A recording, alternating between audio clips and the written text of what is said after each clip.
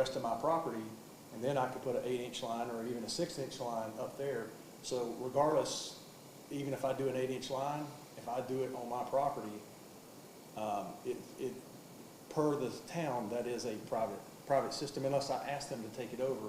But like I say, if they were going to take it over, it has to be a minimum 8-inch line for the sewer.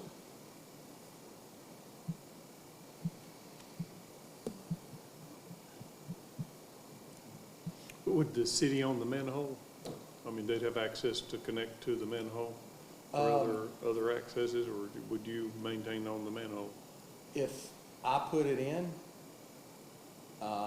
it has to be an 8-inch line going under the road, because that's DOT's requirement that if it's going under the road, it has to be municipality maintained.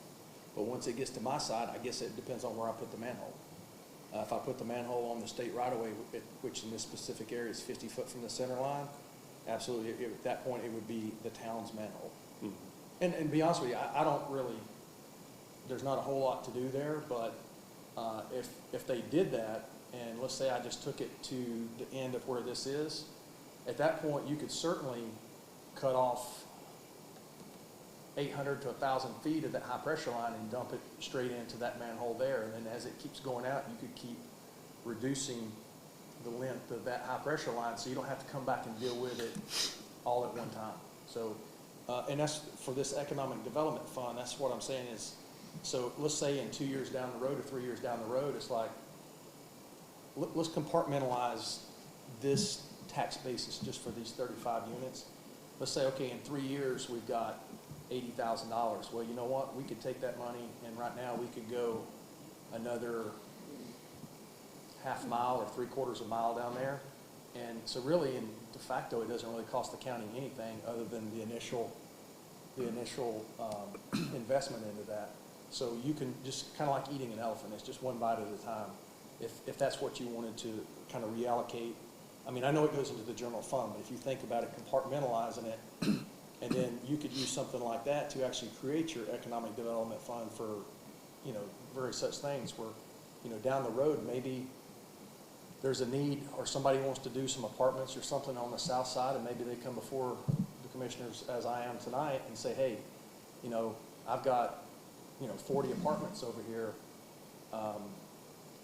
or a bunch of houses or something. Can you give me a hand putting this underneath the road? Because it's just very expensive now because of the state requirements for the boring jack, which is a steel sleeve, and then to go through it versus boring and pumping a slurry in.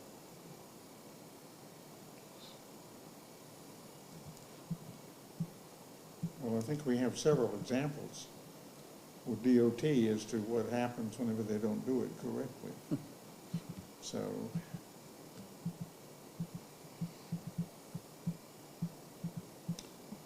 I had a question. Kevin might be able to answer. What are the, say for the units like that, what are what do you figure fees and permit costs would be?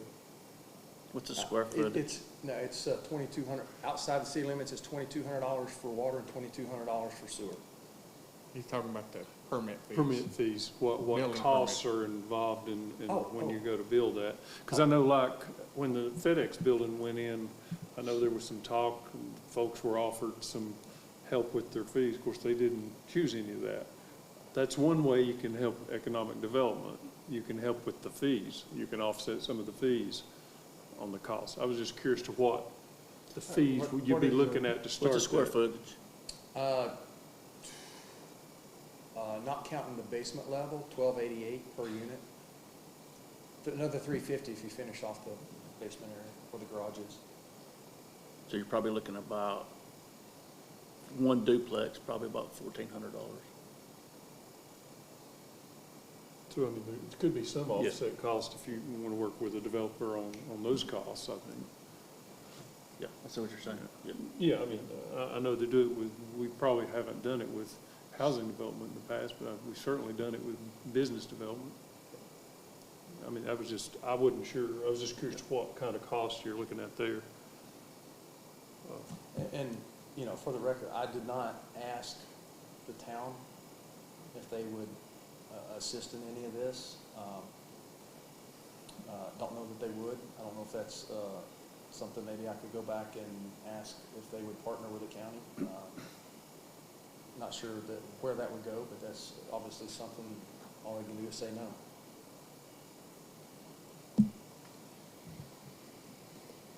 Well, I thank you. Yes, Mr. sir. Ray. Does anyone have an interest in seeing the plans? We would have, and give them to, I'll make a copy and get them oh, to you. okay. Mr. Chairman? Yes, sir. Thank you. I might suggest that, I was looking on my calendar, to make sure that if the town meets on the 20th, that's a Monday, and our meeting, our work session meeting follows on that following Thursday, which is the 23rd. It may be that when we find out what the town is allowing, it might help us in the decision-making on the 23rd during the work session.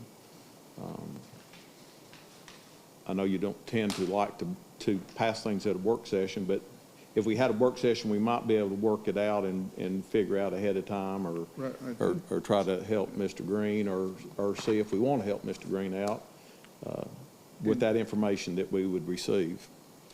Right, and I think that we definitely want to take a serious look at this. I mean, I think there's some engineering work that needs to be explained to us, and the cost of that and other stuff. So I think you're right. I think that waiting at least till that, find out what the town is going to do and see what we want to do as well. So I think you're right in putting off a decision here or a discussion here until the work session. Mr. Chairman, Yes, go ahead. can I ask Mr. King a question? Sure, go ahead. You have maybe an estimate or guess at just what the study would cost us about going on down Jackson Line? I would guesstimate between $25,000 and $40,000 roughly.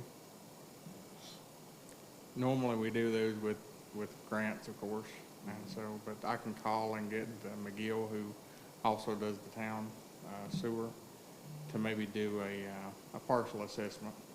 But usually the plans are very thick. I mean, it's pages and pages of plans, so it's not as simple as just saying how much it's going to be, and like an architect rendering or something like that. It's more in depth. But, I mean, I'm not saying anything about anybody who's making any presentation or asking questions or has a goal. I'm simply saying that there's more information that I personally would like to have. And if it comes from an engineer, that would be even better for me. But to walk us through this and get us through it, and, you know, and if we're looking at similar numbers, then at least we know what we're dealing with. Yes, Mr. Chairman, I was just wanting to get that to show it wasn't just going to be just doing this. Right. We're going to have more cost with the study also that we have to. Well, and I think so as well, that, you know, we're talking about possibilities of going on out of Jackson Line, but what does that look like if we were to do that, and how would we have to accomplish that? So, I mean, we need the full story before we can make a decision.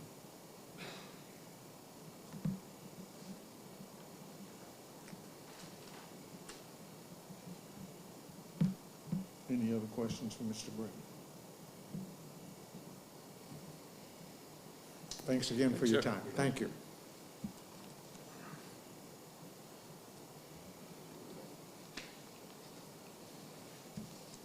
The next item on the agenda is the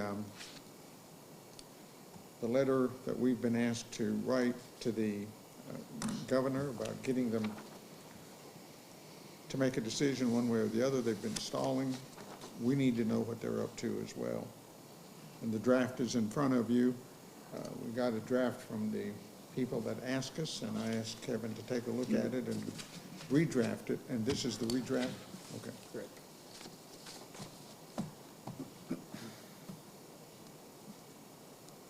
Any questions on that? I think I sent you guys some stuff on this whole thing and some background information, so you should have reviewed that. Everyone but Kenneth, and I don't know what he does to his emails, but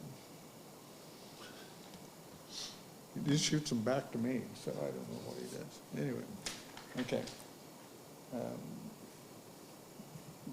The question is, number one, do you like the letter? Or are there other changes you would like to make? And we've been involved in this since the beginning.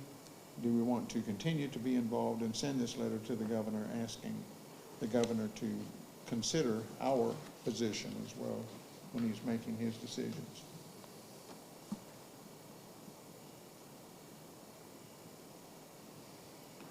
Go ahead. Mr. Chairman, I feel we should continue to be involved.